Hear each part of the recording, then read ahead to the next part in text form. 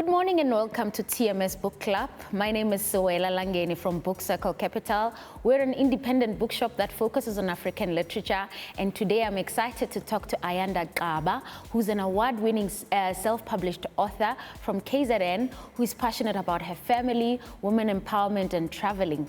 Welcome and thank you for being here, Ayanda. Thank you for having me, Sewela. Congratulations on your latest book, Damned, which is part of a trilogy. Thank you, yeah. This is your fifth book, actually. What motivates you to keep writing, Ayanda? I guess nightmares. Nightmares. Writing is very therapeutic for me. Okay. And it's also a way that I express myself. Yeah. Not really a good talker. Okay. So when I'm going through whatever I'm going through, yeah, I'm going to be writing, yeah. And you focus on the genre of psychological thrillers and horror. Why this passion? The world is scary. The world is scary. And I don't know, it's exciting. Yeah. I want you, the reader, to sit on the edge of the seat every time they're reading and their heart is pumping, you know.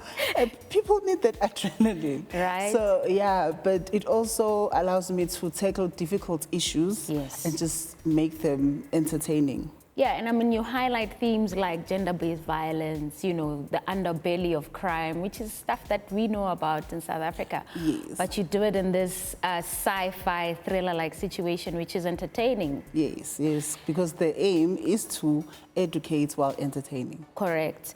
So the book, Damned, it focuses on the main character, Dan, who then loses a friend, Caesar, from the previous book. Yes. This guy, and he's after revenge. What happens? What are some of the things you can tease us with so that we get into this book? So what I did with Damned from Scarred, I did like a total U-turn, because a person coming back from that book was thinking, okay, I now know how the story is going. Yeah. And I just turned it into this difficult but relevant story of three boys who basically raised themselves. Yeah. And they're now undercover crime cleaners. Yes. And they're very successful in their business. Yeah. And then when he loses his friend, he kind of just unravels. And this also goes to the flashbacks of how they grew up, losing their parents. And yeah, then the murder mystery of him hunting down his friend's killers. And it's a trilogy. So I suppose when we finish Damned, we're going to be waiting. What's next? Triggered is next. Yeah. And luckily, I got a chance to go to a residence in the Eastern Cape. Yeah. So I'm definitely going to finish the book there. Nice. And then I don't know when I'm going to release, because that's a totally different story, but I'm writing now. And what goes into writing topics like this? Is there a ritual you follow? Is there some products you consume to make sure that material you consume to make sure that you keep yourself motivated to keep writing? Wine helps. But also, there's so much material, because I write crime. There's so much material in the news, in other crime writers. Yeah. But what keeps me going is knowing that there are people who read. Yeah. And when readers come back and say, I see this character, I recognize myself in this character, I resonate with this character, that pushes me to keep going. And I mean, a lot of your fans talk about your humor in this. You know, in as much as you're writing about heavy stuff, you weave in the humor. Why do you throw that in there? You need to laugh, otherwise, hey. Yeah, because it's difficult issues. And I'm always surprised, pleasantly, if a person catches the humor, because it's dark also. Yeah. The romance is also dark. I mean, it's dark stories. But I just need, the person should cry and laugh and breathe, you know, while they're reading. So that it's not just hectic stuff all the way. And congratulations, I mean, on making a way in this genre, where we're seeing a lot more women claiming space and writing about dark humor, writing about crime, which is something that previously we were not seeing. Yes, yes, yes.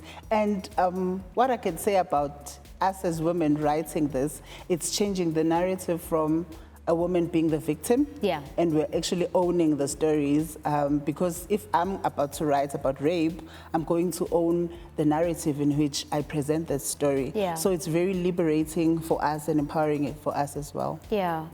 I mean, and then, so what's next? Are you going to go to the residency? More books, I guess, we're expecting from you? Yes, definitely. Definitely more books because, I can't sleep, I need to write. Yeah. There will be a third book in this series, definitely. But if that's going to be the last book...